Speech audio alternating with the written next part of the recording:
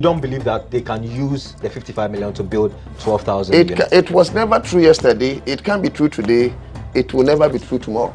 $55 million cannot get us 12,000 affordable housing units. Easy way out. Massa, make sure that you finish Saglemi. And that is why you are leaders and the others are followers. Now, we have sold Ghana Airways. It's now a choba. It's not a restaurant, a choba. Are we sitting down to see Saglemi also die like all those properties of the nation? We gave them the people. They are living on our proxy.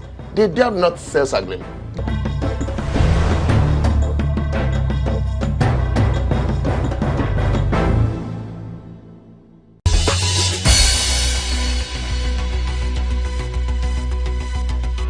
The first worship place that they put up is the one there where near the blue building roof. When the church was 50 years old, they put up this staircase for the celebration. So here we wanted to take a look inside the church building, but that was not possible because according to Mr. Ajato, the community had stopped using the church for some time now, and so it had been locked from the inside.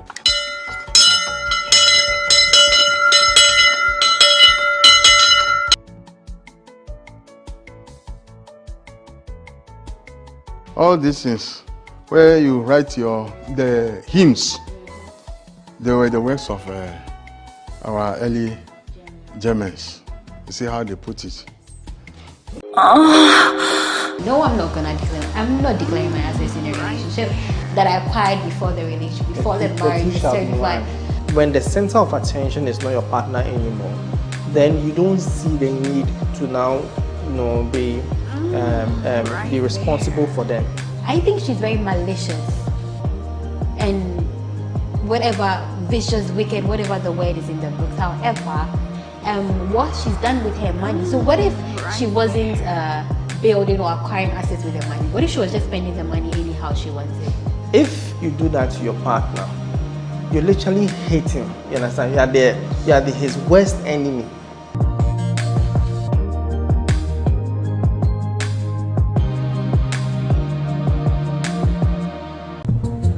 Now, back Susu sang quite be a want on and be a man in quite baby.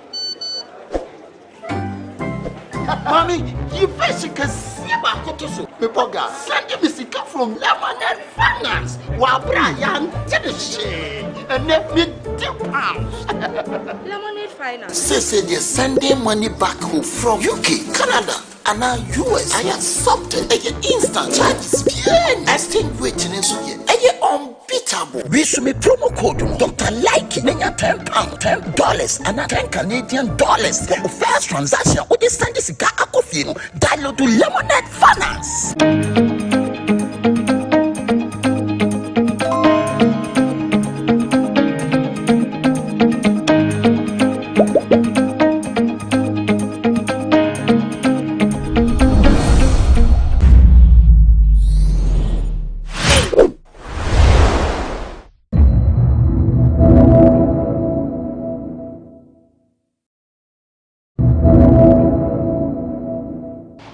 What influences some men to enter into a female-dominated industry? I'm talking about the beauty industry.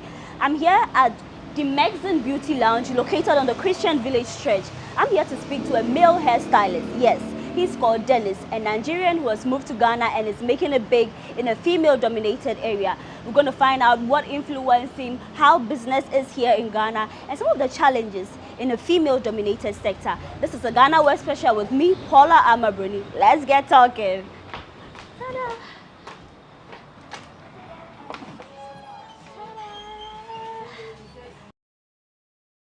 Hi, Dennis. Hello, good afternoon. Afternoon. It's good to meet you again. Yeah, you're welcome. Thank you. I'm back. This hairstyle won me a lot of accolades. Everybody kept on asking me, oh, who made it for you? And I told them it was a male hairstylist. Oh. I'll bring you customers, make you no worry. But today is a 360 conversation. We just want to find out how you're doing, business, what influenced you, and everything. But let me introduce you. Dennis Oniha. Yes, you introduce yourself to us. what you do and what influenced you to be in the beauty industry, which is, you know, female dominated? Actually, I've been inspired by my auntie. So she does this work, hairdressing. Okay. She has a lot of experience. So I really liked it. Very long time. So actually, I've been in the work for like 8 years now. 8 you see. years. Yeah. I've been in Ghana for 6 years. Okay. So I've been working the work, and it's really a long journey, you see. I can imagine, I can imagine. Buddy, I'm here to get a new look. I don't know what you recommend. Since I've done the bantu, what can you recommend today? Okay, I prefer you go for Rasta, you see, or cornrow, or what do you prefer? I like Rasta, maybe something bigger this time. Okay. I've done the knotless, the tiny ones, so maybe a new look. So I'll go for Rasta, but bigger and longer. Okay, sure. Yeah. But if you have a picture, it will be better. Make I show you. But do clients show you picture, you know, you get issues like, oh, this is not what I want, or you love to see it? I don't have a problem with any type of picture you have of braiding. Oh, okay, okay. All right, so like something like this, which I'll show you, like, so something like that is fine. Okay, yeah, it's cool. Let's go. Wait. So we get this one off. It's okay. How has business been in Ghana? You said you moved here, it's been 6 years, right? Yes, please. How has the journey been so far? The journey is some way. Some way? I don't usually work the work always. Like the whole of 6 years, I've not been doing the work. It's like off and on, you see. Was it, okay, let's take it maybe the era, COVID era. I know we're all home and all that. So in that period, you were just not working, right? I'm working. Home service? Yes, please. But weren't you scared? Scared of what? Contracting the virus? No. I'm a very hygienic boy, so I'm not. I see that in Yes, please. Great. But then there are a lot of Nigerians here in Ghana, and business is good. I don't know what would you say, but what would you say influences your brothers, your sisters to move into Ghana to start business? That is what they came to do. If it's more favorable to the society or favorable to themselves, you see. When someone is traveling to a different country and going to do some work, he has to focus on customer service and all that. Yeah. Personality and characteristics, you see. You're in someone else's country. There are a lot of things to learn from them, their culture and their environment with the, let me just say, their food and all that, you see. Yeah, it's very important. Yeah. But you made mention of customer service. I would testify. When it comes to Nigerians working here in Ghana, business owners, traders, wherever you find them, you guys are very accommodating, nice, and your customer service is excellent. Do you say that is the main thing that makes you stand out? Exactly. You see, when you are at home, there is some freedom you have, like it's different from when you are in someone's house, you see. Yeah. As for in Nigeria, there, I can't brag with it, but it's just so different when it comes to work. Even if you are in your own country or so, the customer service is always like that. Okay. You see. So how do you treat your customers when they come in? Even on days where you're having a bad day, how is the relationship like? My bad day, I left it outside. I don't take it inside the shop. No matter how bad my days are, definitely at the door. Immediately I step inside the shop, you never know if I had a bad day or not. Okay. Definitely must. But you know, working with women, sometimes they claim, which is not true. I would say it's not true. Women are very hard to deal with when it comes to what they want. A lady can show you, okay, this is what I want. But the moment maybe something goes wrong, you are good at what you do. Like, you don't miss it. But you have an instance where she says, this is what she ordered, and maybe this is not what she's getting. Maybe it might be their extension. Maybe it might be the weave is not quality and all that. In such situations, how do you handle it? Yeah, that is what they call customer service. They are always right, no matter even if they are wrong or not. So you have to do what exactly they say you have to do. So as a professional, if a week will not be enough and she requested for something that exceeds the limit of the week, you have to go and get some, even if you add it to the base of the total You see, when a work is done professionally, it's looking nice. Yeah. You actually told a client that this is the amount you wanted to take from the service. And immediately you are done with those work and it's really looking nice the way she wanted it. She can add it to that bill, you see. Yeah. So that is the problem most people are having, you see. Okay, great. When they are trying, they'll think of managing wigs and so on and so forth. So it affects the service a lot. So with me, I like to do consultation. When I go, you see, when I came in, you gave me options. Yeah. There are days where I'm inspired by a style. I work and I'm like, this is exactly what I want. But then I want to talk to the person who's doing the hair. How important is it to do consultation? Maybe your head, even your head shape is not suitable for that cornrow that you so want. And should you be always honest? And even if you give the advice, the consultation, and the person is still not giving in to you, should you just go ahead and do what they want? But at the end of the day, if it's not nice, they will say your work is not nice. Yeah, that one there is true. So when it comes to a professional stylist, you see, you have to know the types of hair you're handling, the type of style, and your customer service.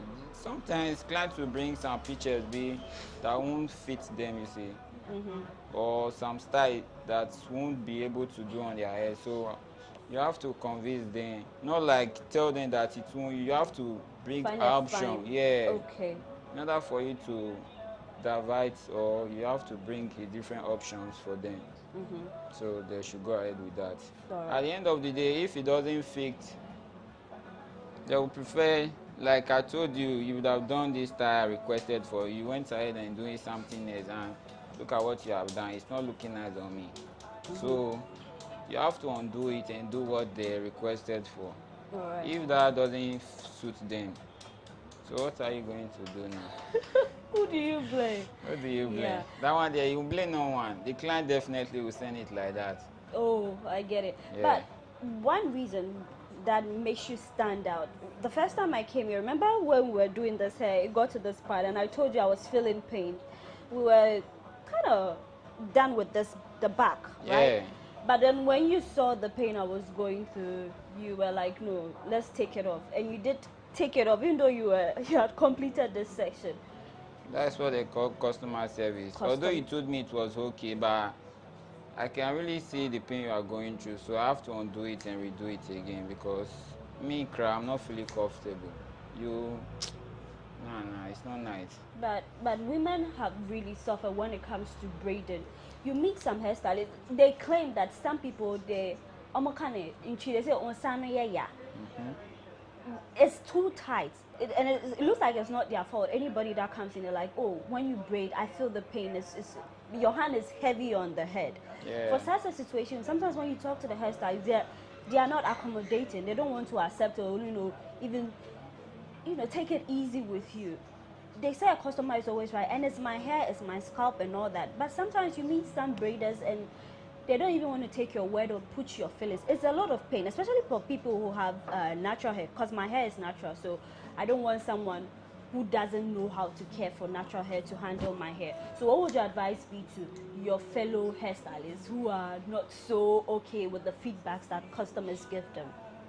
And they should go and look for a different work to be doing. Okay. Yeah, I don't have time to. When it comes to customer service, you have to treat your clients very nicely, including, it doesn't matter how much they are paying you.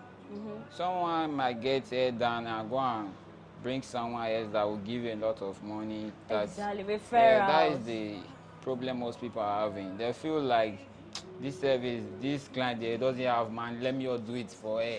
Any abasa, then take your money and go. It's not really nice. You don't have to underrate anyone when it comes to your work. Okay. And you have to give it your all. Exactly. No matter what client is telling you, you have to abide to what they are saying. When it's hurting, you have to adjust your hand and focus on your clients, you see. Exactly. They are the one paying you, so you have to give them your time, everything. Okay. Yeah. So Dennis, with all your years in the beauty industry, what would you say is your specialty? What do you specialize in? Is it braiding? Is it the weave on? Which one would you say is your best? That anytime you touch it, like, this is my signature. This is a go-to when you want this kind of hairstyle. The way you put it there, actually, when it comes to this service of it, I really don't know which is my signature. Yeah. But I've seen your braids, the braids that you do. I've not yet seen like your weaves. Yeah, I've not yet seen it. But then for the braids, I see it pops. The cornrows is good. You've got your patterns right. It's very neat. The pattern, how you cut, everything is just fine. So maybe I'll say it's the braiding. As for me, the braid is not really my thing. Well, which one be your thing? Even the hair cry is not even my thing. Hey! So you're here, you're in the industry by chance or what? That one there is true. You see, I'm really good in this work because I commit myself into it, you see. Okay. So when I start talking there today, voila.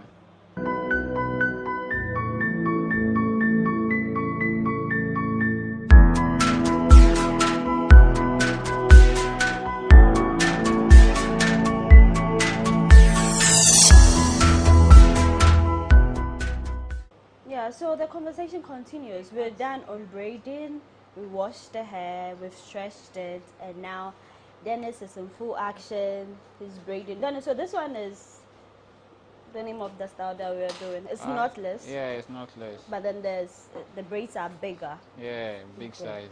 Big size. Okay, great. But do you know that a lot of hairstylists don't love to work on natural hair? Personally, I have natural hair. That is true. And sometimes when I go to the salon, they look at you, okay, natural hair, especially when you have to wash before they start working on your hair. Some hairstylists will reject you. But you are not being fair to us now. Why is it so? Is it so difficult to work with our hair? No, as for natural hair, natural hair is being done by professionals.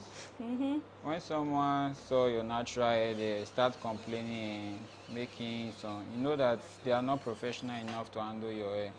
Okay. Yeah, it's only few people that are professional enough to handle natural hair.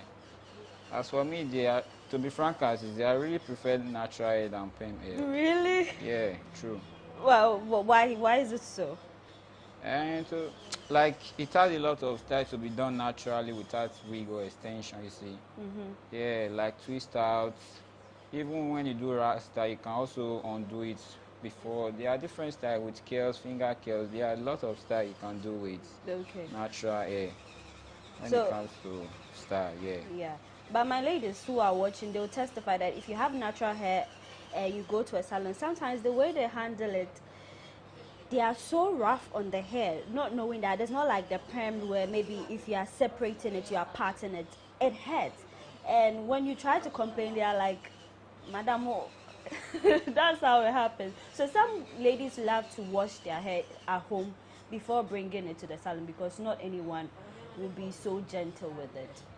And when someone is trying to tell you indirectly that you are not welcome here, so that is how they treat someone, you see. Exactly, it happens. They can't tell you that you should stop coming to the place, so they have to treat you in a way that you have to go to a and different never side. return. Yeah, that's true. Exactly, but then we could all do better because caring for the hair is much more important. So, Dennis, with this one, how long would it take for these braids? And it can take just 2 hours. Yeah, 2 hours will be done. Great. So on a regular, when you have knotless, like the smaller ones that a lot of women love to go for, how long does it take? That one, it will take 4 hours. Oh, okay. Like small size of knotless, yeah, 4 hours is okay. Oh, now the big question, Gary. No, I don't see a lot of women rock that hairstyle. The very tiny ones. Some takes days, but when someone walks into your salon to get Gary done, how long would it take? Gary? And we have a lot of girls in this shop. It will take just 1 day per. Although it will take our time a lot, but it's just 1 day work. So you prefer the person comes in very early? Yes, please. Very early and we'll start doing it. Okay. Yeah. All right. So earlier in our conversation, you made mention that you also work on dreadlocks. Yes, please. Okay. Dreadlocks, sister locks, false locks, butterfly, not all of them are bow, you see. They're all related, so it's just a minor work. I see. But then there's this misconception that when you lock your hair, you cannot really explore other hairstyles. Is that true? Once the hair is locked, depends on the size of the lock. So when it's big locks, that one there is true. You just have to leave it like that. Just be interlocking your hair and continue with your locks, because that was what you go for. But when it comes to sister locks, yeah, you can do some other style on it. Okay. Yeah. Okay. I see.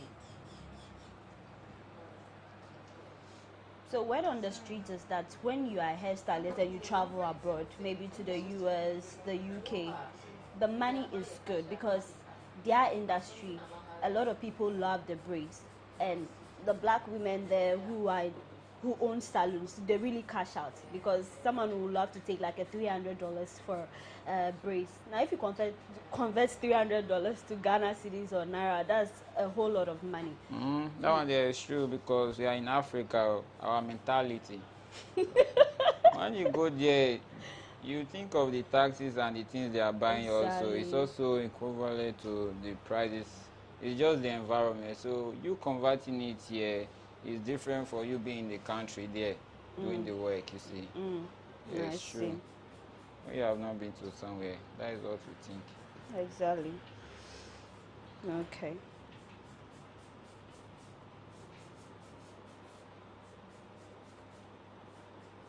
But so if someone wants to come for you to train them how to braid hair, are you open for that? And usually the course, how long does it take?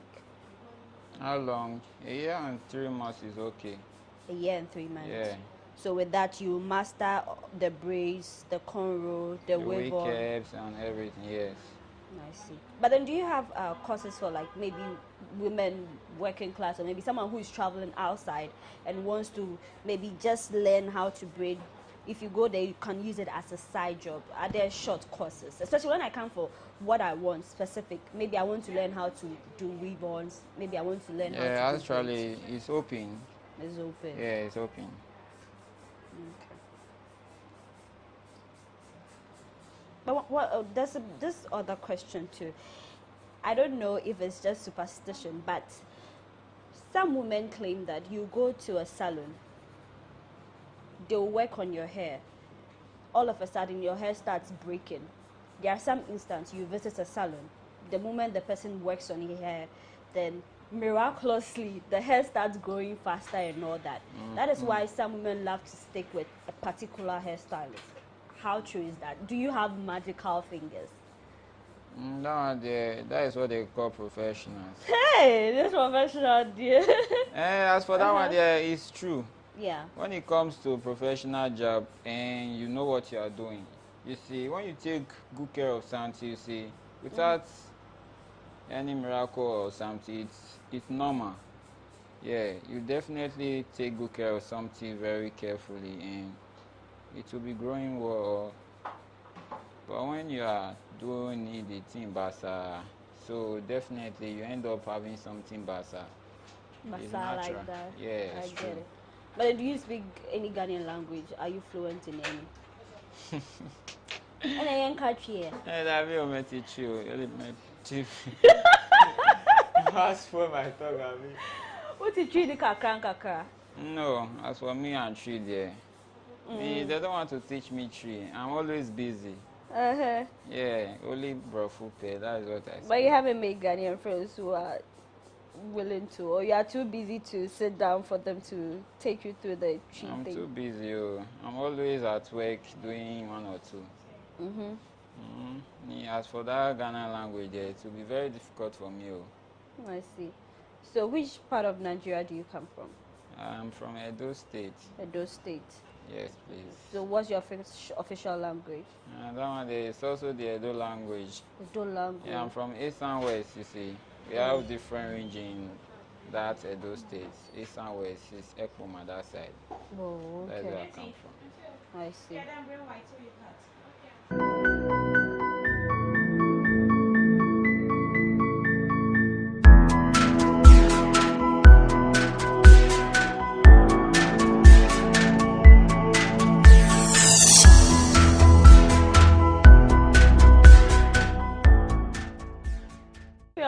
and that's the very last one. So they want to say that when it comes to the beauty industry, having to be a hairstylist, is it very profitable? Money day inside.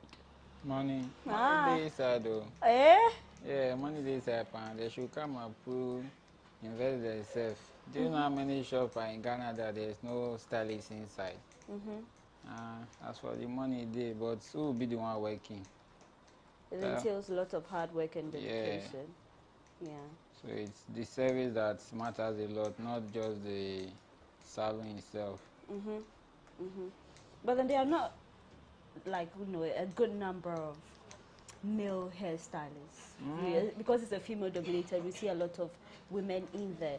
How do you feel being a man in this industry?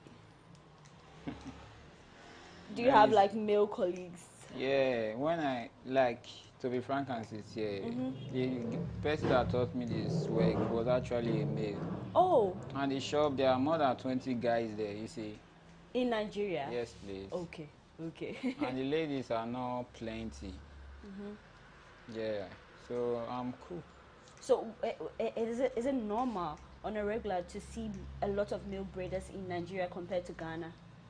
That one there is true. A lot of guys that are braiders, mostly, even in Ghana here, it's only few of them that based on braids. They no pedicure and manicure, nails, that's what they do, and barbering, you see.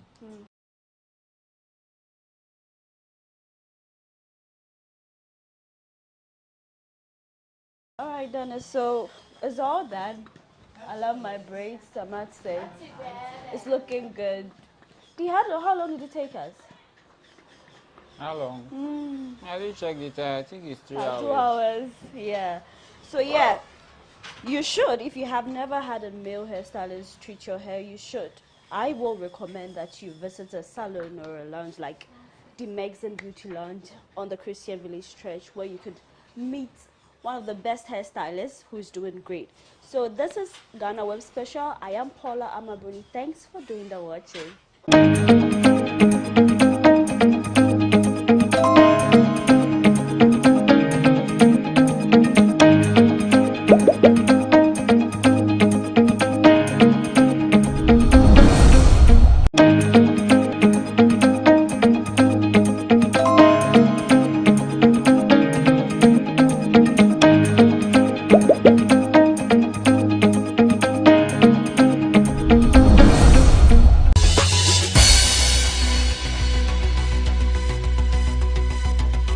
The first worship place that they put up is the one there where near the blue building roof. When the church was 50 years old, they put up this staircase for the celebration. So here we wanted to take a look inside the church building, but that was not possible because according to Mr. Jato, the community had stopped using the church for some time now, and so it had been locked from the inside.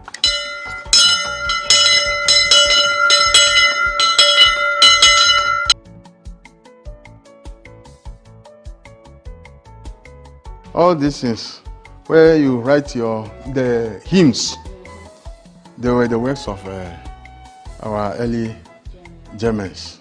You see how they put it.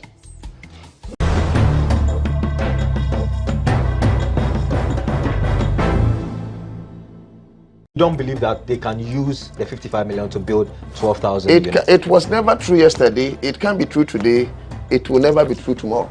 $55 million cannot get us 12,000 affordable housing units. Easy way out. Massa, make sure that you finish Saglemi. And that is why you are leaders and the others are followers. Now, we have sold Ghana Airways. It's now a choba. It's not a restaurant, a choba. Are we sitting down to see Saglemi also die like all those properties of the nation? We gave them the people. They are living on our proxy. They dare not sell Saglemi.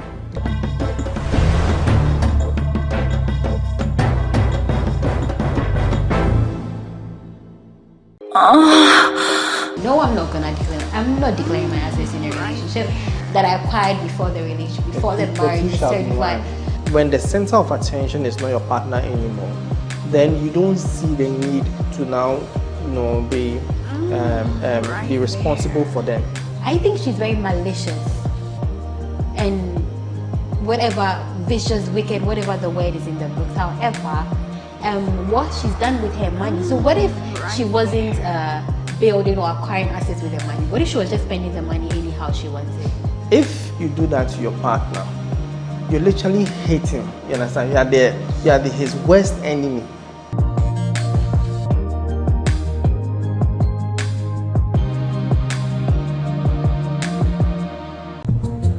Now, oh me.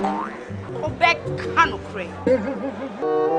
Susu sang quite be a want on and be a man in quite baby. Mommy, you fish can see about Kotoso. Pepoga, send me sicker from Lemonade Finance. While Brian did the shade and left me £2. Lemonade Finance. Say they're sending money back home from UK, Canada, and now US. I accepted a instant charges. Exchange rate in Suya. Unbeatable. We should be promo code Dr. Like £10, $10, and $10 Canadian for the first transaction. With this send this guy download to Lemonade Finance.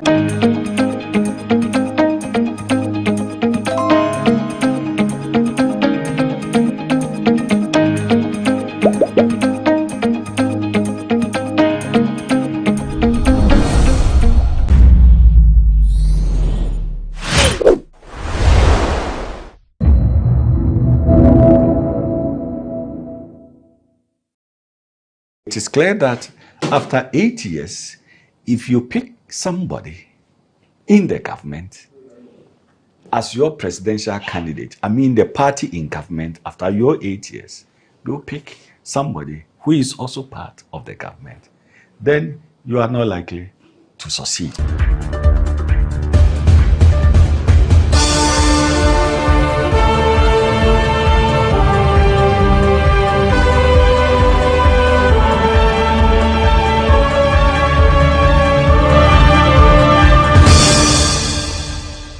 For a lot of election watchers and persons interested in local politics in Ghana, their eyes will be firmly glued to the two leading political parties in the country. I'm referring to the National Democratic Congress and the New Patriotic Party. This conversation is about one of those persons who are eyeing a high office in the incumbent MPP. My name is Eche Atis. Welcome to Election Desk on GhanaWeb TV. Our guest is a former member of parliament for Mampo in the Ashanti region, and he's had a lot of spells in engineering. Honorable, please welcome. Thank you very much. Thank you for allowing us into your space. Yeah. So Francis Adenimo is one of the people who are eyeing the seat of flag bearer of the NPP. Honorable, how have things been? It's been some 2 weeks now since you announced your bid to run. Or just a little over a week ago. Okay. Last week, Wednesday, the 1st of February. Okay. When I held a press conference to communicate with the press and through the press to the good people of Ghana and the world at large, announcing my intention to seek the leadership nomination of the New Patriotic Party. All right. Just for the benefit of our viewers, I want to know who exactly is Francis Adenimo. For Adenimo is basically born in 1965 and yet to be 58 years from Asante Mampong, where both parents of mine come from. I had my secondary education at Navrungo Secondary, now Navrungo Senior High School for 5 years for my O-level. And from there, I pursued my advanced level education, A-level. I don't know whether you went through that education system. Not at all. I'm sure you probably went through JHS and SHS. I did. So, because of the educational reforms. And I went for A-level for 2 years at Kumasi High School. Okay. And then from there to Kwame Nkrumah University of Science and Technology, where I pursued a first degree in civil engineering. And then I've been a member of the Ghana Institution of Engineers or Engineering. I'm a corporate member. In terms of education too, I hold my executive master's degree in public administration. I've also acquired knowledge and skills training from some international institutions, including international procurement knowledge from International Law Institute in Washington, project and programs management from REPA in the United Kingdom, road asset management from Swedish International Development Agency in Sweden. I've had the opportunity to be trained in emulsified bitumen, which is used for roadworks. Okay. For production, for application of that as a road construction material. And so, in terms of working life, I've worked in both construction, road construction industry, and then road consulting firms. And then I've also worked with the Ministry of Roads and Highways before as a civil servant. So it was at the Ministry of Roads and Highways as a civil servant. Then I resigned in the year 2008 to contest for the first time to be a member of parliament for Mampong constituency. So I won the primaries in May 2008 and went on to win the general elections of 2008 and entered parliament on the 7th of January 2009. So for 2 terms, I served the good people of Mampong. Then 2014, I made my first attempt to seek the leadership nomination of the New Patriotic Party. Out of 7 contestants, I came in 3rd in that contest.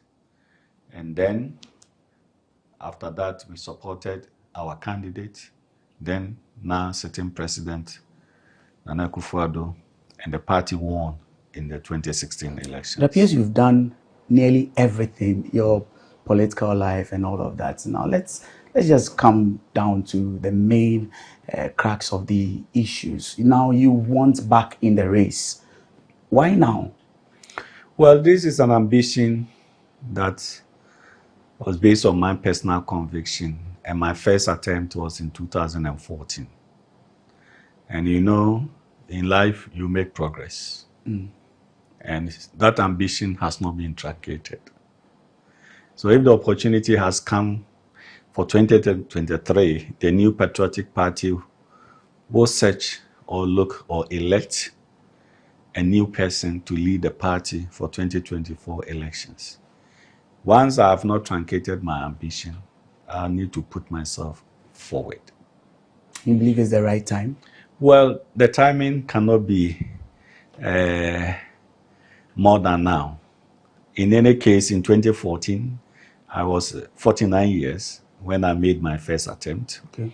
And in interacting with the rank and file of the party in 2014, they saw the potential in me, and some encouraged me that even in 2014, if I was not successful, I should consider that in the future, I will still have the opportunity to lead the party. So we move on. Okay. It's not a step by step. And so if this year, which will be a competitive elections to be run by the party, and let me let you know that after 2014, the party has not held any competitive presidential primaries because the sitting president won, and then 2020 he had to run unopposed on the ticket of the party.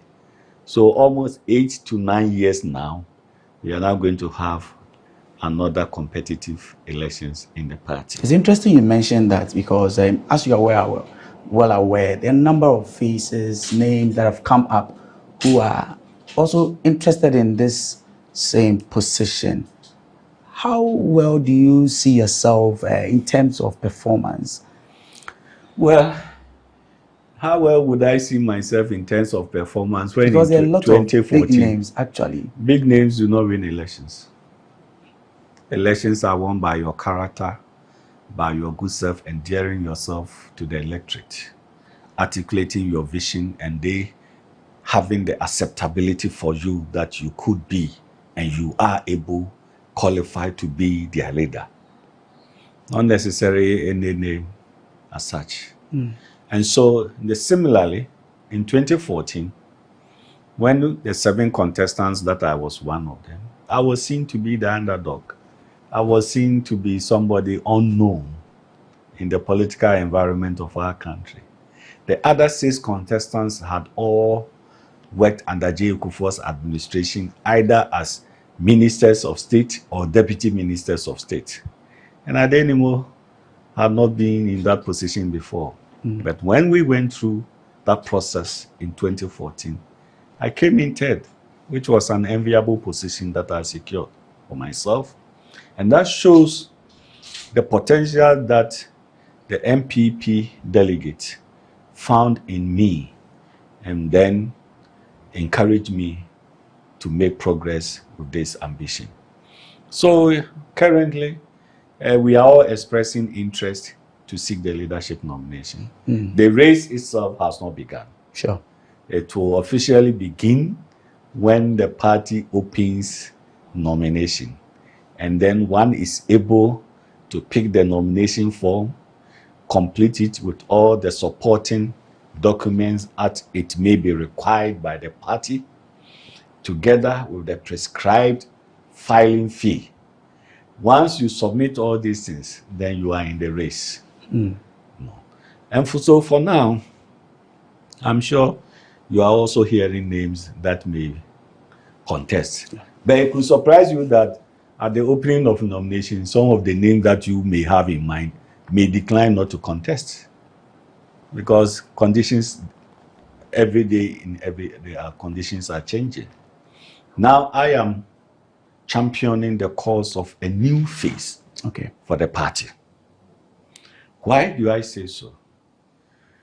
Since 1993, it has been an 8-year cycle between MPP and NDC.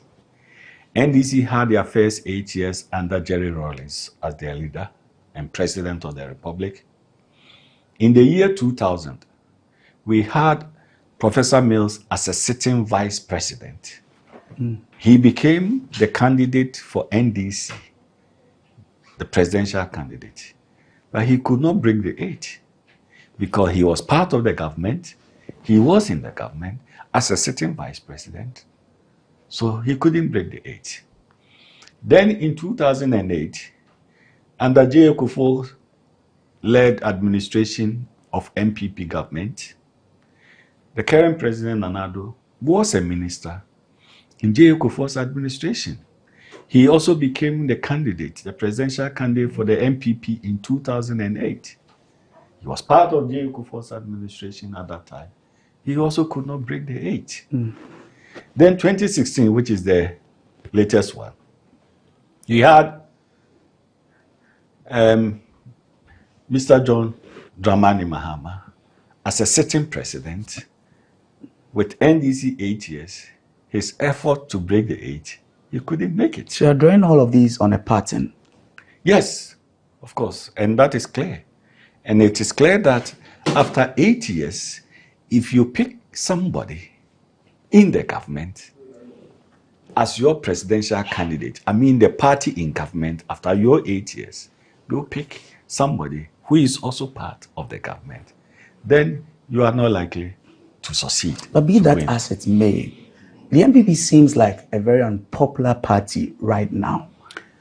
Well, don't you agree? No, I do not agree with you. Maybe some people may be disgruntled, some may be unhappy, okay?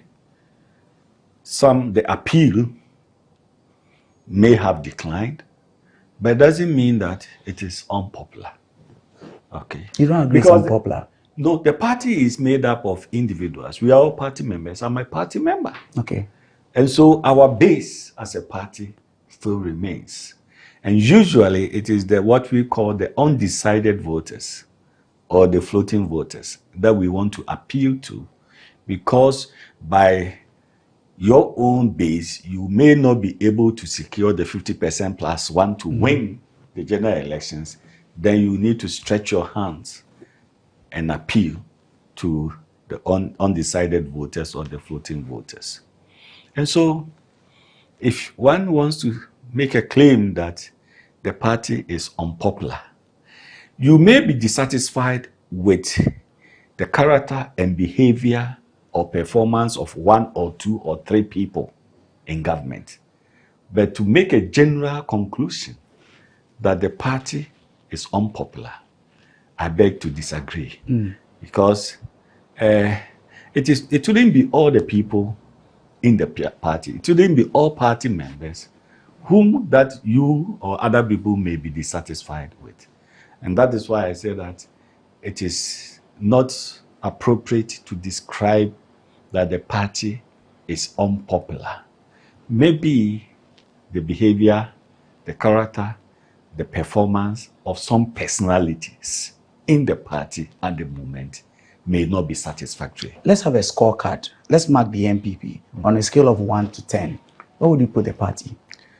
In terms of what? You know, if you want to score, you must have your criteria. Maybe we can start from the economy. On the economy, score the MPP.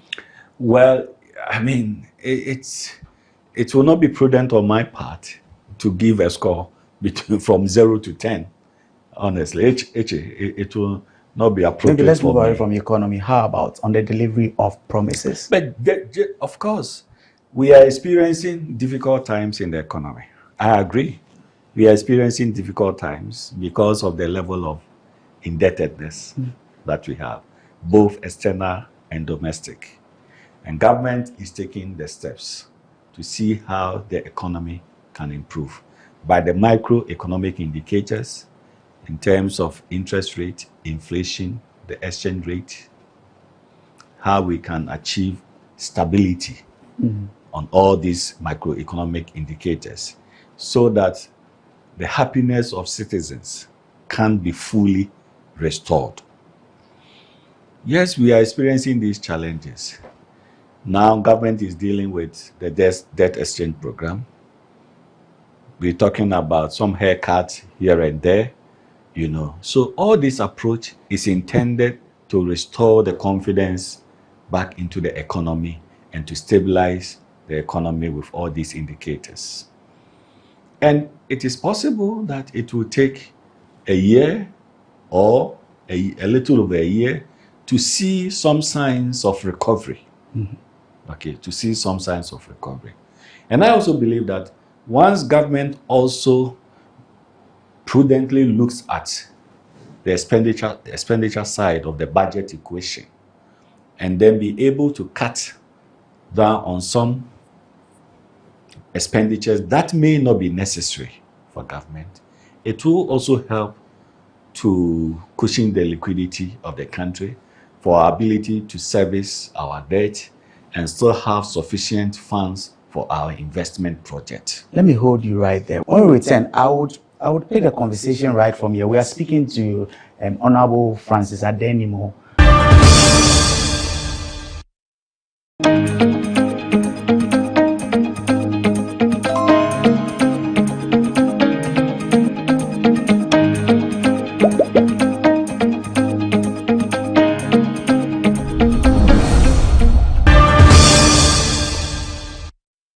We're still here with Honorable Francis Adenimo, who is seeking the nod of delegates of the NPP to become their flag bearer.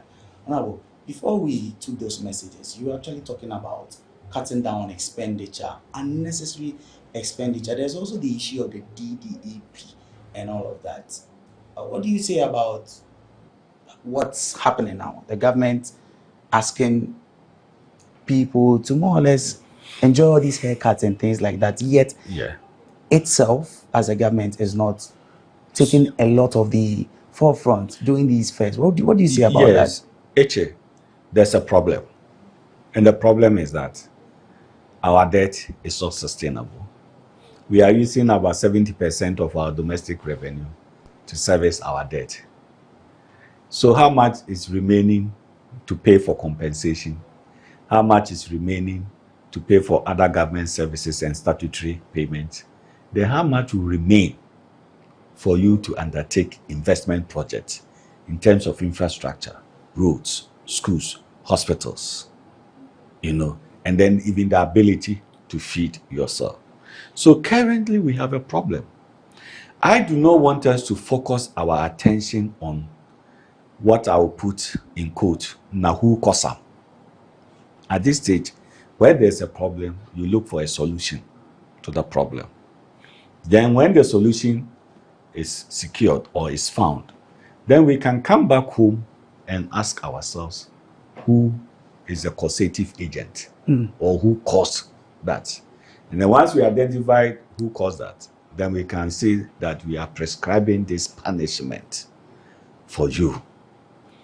We have a debt on our neck. Our economy is in distress. It's in crisis. We are seeking $3 billion loan, concessionary loan from IMF. The IMF money is not going to be free. Because we are a member country of IMF, that is why we are getting it at that low interest rate. But it is repayable. But the IMF also wants to make sure that by extending that credit facility to Ghana, we have the ability to pay it back at the appropriate time. So they are saying that, look at the level of your debt. Do something about it. Let's see how the program you have to contain your debt, sustain it, be servicing it, whilst you take on board to our money, and still you'll be able to service that money at the appropriate time when it is due. The best thing in my view to do is to engage citizens. And I'll give, for the benefit of viewers and listeners, an incident, a situation that happened in Germany. At that time, we had West Germany and East Germany. When the Berlin Wall was broken and the unification came, West Germany was more developed than East Germany. So there was this differential. Then the chancellor at that time came up and said, look, those from the West, the East guys are our brothers and sisters. We need to help to develop the East as well. So let every individual make a contribution for the development of the East German portion of the entire unified Germany. And by the engagement, the citizens of West Germany accepted that we are now one country. Let us help one another. And they all made contributions to support the work of the government. And today, if you go to Germany, the east portion or east side of Germany even has modern infrastructure more than the west part of Germany as at that time today. To relate it to our country, we have a problem. Let's look for the solution. What I will admonish the Akufo-Addo-led government is that they should engage people. They should put the figures down. I know pensioners who have invested their pensions in bonds are so dissatisfied and they said they will not participate in the debt exchange program. Because some say, you won't pay me until 10 years. Even my coupon, that should be paid maybe twice a year, you are also going to reduce the rate for me. And my principal will be in 10 years. By 10 years, will I be alive or not? These are genuine concerns that they have all expressed. But granted, we also have a problem. So the admonishment goes to government for government to put the figures down. This is the total number of pensioners who have invested their pensions in bonds. The total number is this. The quantum of their investment is so much. If we have to pay this, pay that, we are unable. The spreadsheet will indicate. And then the government can decide, let us perform some iteration. We vary this, we vary that, we vary that. Whilst you, government, you are doing that, check your expenditure side. Maybe the president can decide to issue a directive that henceforth, apart from the president, maybe the chief of staff and the executive secretary to the president, the speaker of parliament and the clerk of parliament, and then the chief justice and the judicial secretary, and the vice president, and his secretary. No government official should travel outside the country on board business class. Everybody traveling as a public official on government business, we should travel economy. No, that directive can be issued. If you're a minister of state and you are going outside the country on government business, why can't you also sit in economic class in the airplane? You know, it will also be cutting, it's part of cutting down the government expenditure. Maybe expenses on fuel. We should need to look at expenses on fuel. Can we reduce so that you encourage all public officials or appointees, government appointees, to use saloon cars whilst they are in what? In the capital city of Ghana and working. If they have to trek to other parts of the country, then they can have access to their cross-country vehicles, the V8, and then travel. It's very clear. These things are things that administratively, it can be done. Sure. It can be done. But these are things you can do. Sure, absolutely. Now and it's they are clear. part of the things that I have in my mind. That is why last week when I announced my intention and within my speech, one of the areas I said was how we would improve on our public service delivery. And therefore, we will not go into the usual business of incremental budgeting.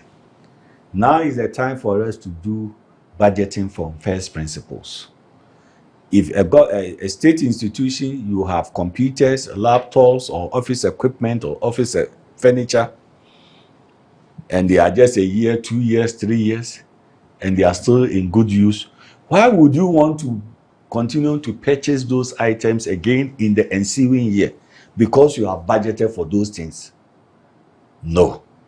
So we have to look at budgeting from first principles. And once we do all these things, administrative expenses can be lowered. Then it comes to public procurement. Procurement of contracts, especially the large value contracts, where you have to allow for competition. Because where there is competition, then you can be sure that you achieve quality and achieve value for money. Because all players in the game, everybody is now going to the drawing board to be very competitive in pricing, in all the proposals, the technical and the financial proposals that they will submit for the job that they have been asked to tender for. Let me allow you to also get us into your bigger picture of what you want to do for the country. You've already painted a very gloomy situation of what it looks like now. What exactly is the message you'll be selling to Ghanaians? Okay. And then we can look at how much of the campaign is going on. Actually, in my speech of last week, 1st February, which I will share copies with you, I outline 7-point policy development program for our country under my watch. My team, my good self, we have studied the situation and have developed the 7-point. There is an 8th point, but that one is reserved until I secure the nod, and then once we are into the competition, the campaign competition with our competitors next year, then I will share that 8th point. So the 8 is the game changer? Yeah, that is what going is to be tied to the breaking the 8? Well, the breaking the 8 has 3 basic conditions that need to be satisfied. The unity within the party itself must be strengthened so that we maximize our efforts. Then the government performance is also key, to help the party to break the 8. And then the 3rd condition is the face who will lead the party to be able to break the 8. But on my 7-point policy development plan, the first one is on agriculture. And as a country, we should be able to feed ourselves. We should be able to provide our carbohydrate needs, our protein needs, and then our minerals and vitamin needs as a nation. And all these we can do. For carbohydrate, we know is the cereals, maize, millet, rice, name the rest of the cereals. We also know the protein, livestock, poultry, fish. We should be able to do all this to be able to feed ourselves. Then vegetables and fruits. So the policy is that no Ghanaian should go to bed, go to school, go to work hungry. We can do that on our own. To achieve that, yes, we must look at agriculture and food sufficiency and security. So that is the first point. The second point, having eaten and you are satisfied as a human being, you are concerned with your education and your health. So the second and the third can be education and health, or health and education, because they are all social sectors of our economy. You need to develop, you need to go to school, and in terms of our education, technical, vocational, and skills training will be key under my watch. I'm tempted to just ask a follow-up question just on this. We know how many times politicians have invested in education and health in particular, but it doesn't seem like the same politicians want to be part of that system. Their children don't school in the same schools. The politicians don't use those health facilities. So we need to reverse it. How do we do that? If you come up with that policy, then you must believe in it. You must believe in it, and leadership is by example. Okay? So for now, we are pursuing free senior high school education, which in my opinion is very fantastic policy. So every child, right from kindergarten or nursery through kindergarten, through basic education, primary, JHS, you should end up at least at the senior high school level. And that is good. So it is for government to improve on the quality of the educational institutions, so that all of us, I should find my children, provided I have children who are still young to go to school. And for in this particular case, I do not have. My kids have all completed and tertiary institutions. Okay. But everybody should be encouraged, because if you are introducing a system and you cannot participate, then it means you don't believe in it. You must believe in it, participate in it, because it's leadership by example.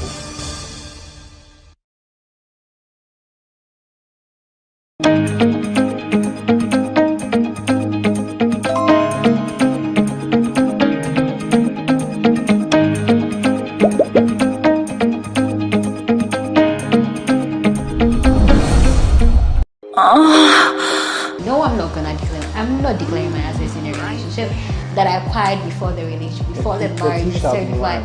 When the center of attention is not your partner anymore, then you don't see the need to now, be responsible for them. I think she's very malicious, and whatever vicious, wicked, whatever the word is in the books. However, what she's done with her money. So what if she wasn't building or acquiring assets with her money? What if she was just spending the money anyhow she wants it? If you do that to your partner, you literally hate him. You understand? You are his worst enemy.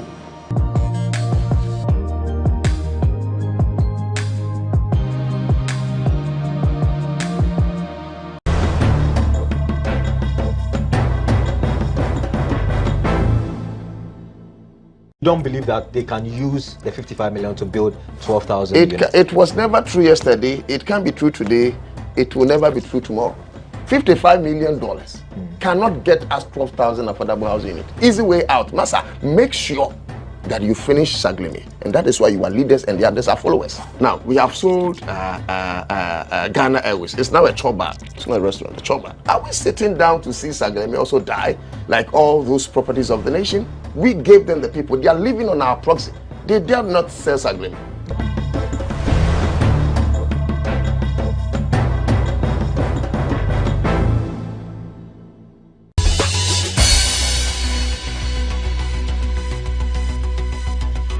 The first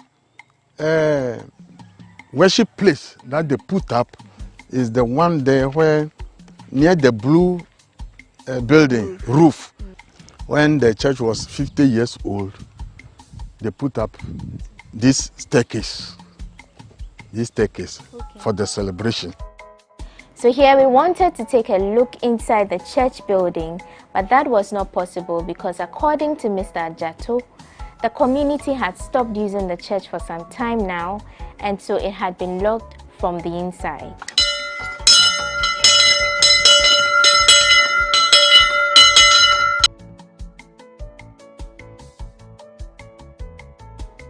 All these things where you write the hymns, they were the works of our early Germans. You see how they put it. Now, back canopy. Susu sang pine, Pia want to Nambia, a man in quite bedroom. Mommy, you can see my cotoso. Pepoga, send me sick from Lemonade Finance. While Brian, tell the shade and let me £10. Lemonade Finance. Say they're sending money back home from UK, Canada, and now US. I accepted a instant charges. Exchange rate in unbeatable. We should make promo code Dr. Like £10, $10, and $10 Canadian for the first transaction. With this send this guy download to Lemonade Finance.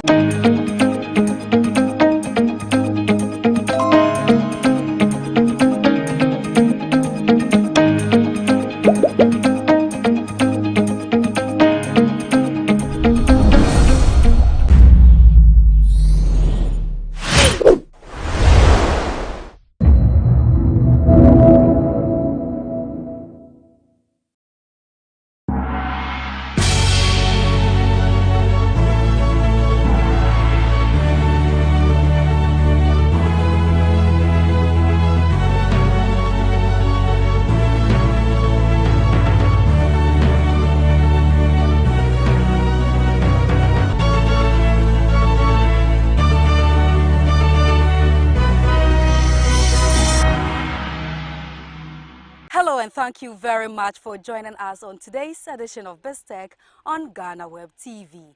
Today we've traveled all the way from Accra to Ekumfi in the central region. We are here to tour the farmland and also visit the factory to see how your favorite eku juice is processed for exportation and for your perusal. Now, how is the Ekumfi factory faring under government 1D, 1F? How is the exportation of eku juice been so far? Come with me as we explore and also answer these questions and many more.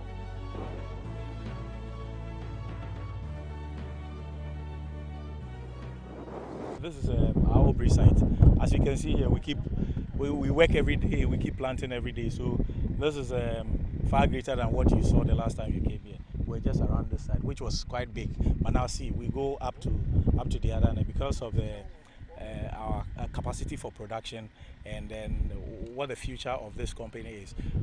I'm sure you know that we are hitting the markets in America in the course of the year, and then we need to grow so much. So that's what we are doing here. We plan doing around 1,200 acres. Okay, so as you see, we keep expanding every day. So if you ask me where we are today, I may not be able to give it because we keep working every day. On this site. On this side, but there are many other sites. So from here we are getting onto, because we acquired land in the area and then we work on it as the days come by. So from here we're going to, these are some of our large farms. Okay, we have about 5 of these and then 1 in preparation at the moment. So we are working on that. In all, if we are working comfortably with 6,000 acres, we are good to go. But we are looking at going up to 12,000 so that we have a certain buffer. We are delivering to Ghana, but people call us and say we can't find it. We can't find it. It is because what we are delivering is not just juice that you're going to get water, sugar, and all of that as you. So if you have demand, you just have to push it. For us, we cannot push. This is what we have. We grow 14 months time. It becomes fruit, ripe fruit. We take it to the factory. We press it into juice, and that is what it is, with no water, nothing.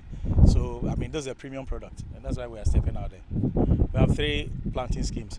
So the first one is what we have even deviated from the traditional outgrower scheme because it has some challenges. So what we have is a shared grower scheme where with people in the community, we do the farms, and then there's a scheme to keep them as workers. In that same scheme, they are outgrowers, and another scheme, they are owners. So we call it a shared grower. It's a deviation from the outgrower, although it has the tenants in it, but it is modeled around the traditional booster system. So they take a third, we take a third goes for the practices that we do here. So that is one scheme. The second scheme is where an independent person says, I want to grow. Because of the capacity of our machinery, we are not into 10 acres, 20 acres, we're into large. Okay, because our production capacity is 10 tons per hour. If I say 10 tons, I mean 4 acres of planted pineapple in an hour. So if you give me, say I have 20 acres, that's like my 1 day production, or even less. So, okay. So where independent people have large scale investment in pineapple production. But it doesn't just happen, because we also keep a certain policy where we're not just buying pineapples. Because we're just squeezing these pineapples, adding nothing, but just squeezing them and then taking them through our processing into the box. We want to be sure which pineapples we are processing. Okay, so the large scale, that's the second scheme, where an independent person says, I can do 50 acres, I can do 80 acres, I can do whatever.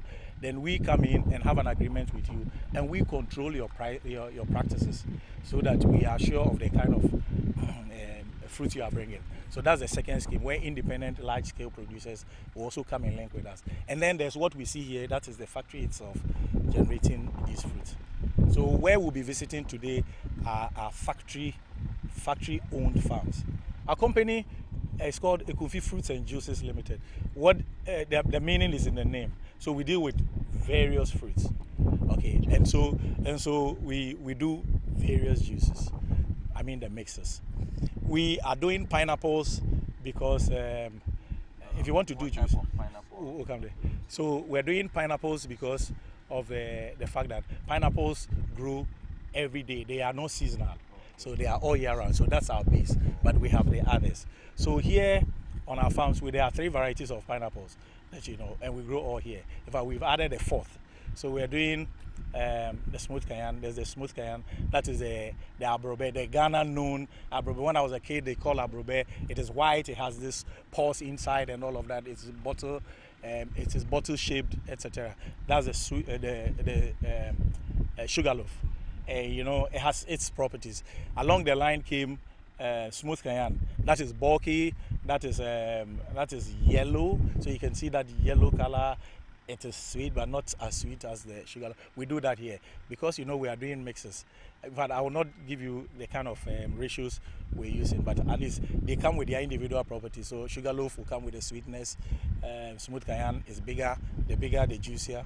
So it gives us more juice. And then there's MD2, which is also in the market. So we're growing that one here. We are trying another variety called the Queen Victoria. That one is smaller, but you know, as the name implies, it used to, when it came up in the time of the Queen, so it was called the Queen of Pineapples. It is small but very expensive. We grow that one as well here, and so those mixes make the eco juice that you drink, and that's what we grow here. But beyond this one, we also grow watermelons here because we have the land here. So anytime we plant our pineapples, before they come up to be full grown like this, we'd have grown our watermelon and harvested them even before the pineapples take over like we have. And the other links to get citrus from Asebu. So I'm sure from here we'll look at the Asebu project as well. We are getting ginger and all of that. So there's a wide opportunity for me to come in. While we toured the Obri, Ekumfi Sado and Ekumfi Edumafa farmlands, we met the Director of Agronomy, Baini Isaiah Kankam, and this is what he told the news team. We harvest from the farm. We take the cows out, then we load it into the car, then we send it to the factory for processing. So here, because we are not,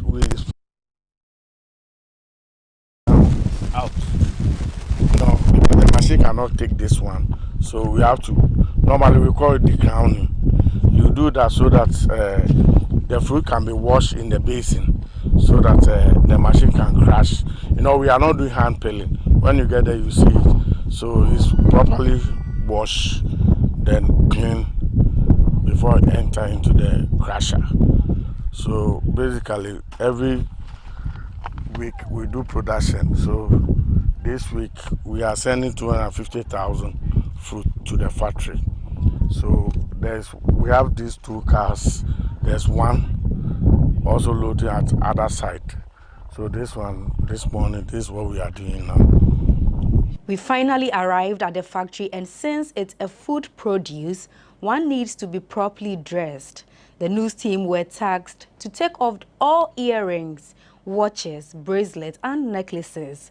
We were also given headgears, and the men in the team were given nose masks to cover their beards. Rubber to cover our feet were also given to us. The Director of Operations at Ekumfi Fruits and Juices Limited, Frederick Kobina Aqua, was our tour guide for the day.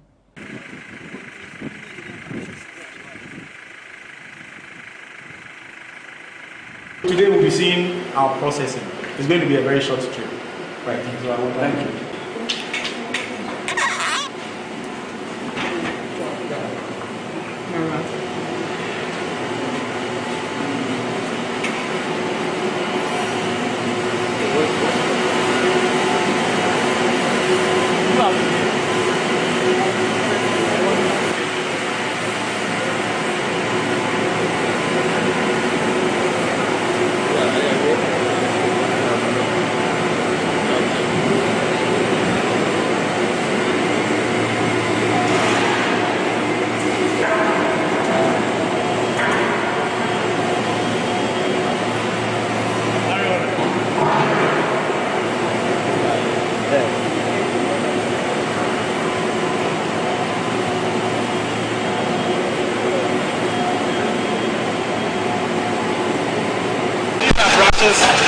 Brushes with water, and as the pineapples fight against each other, the brushes are washing them, and then from here they go up to the extractor.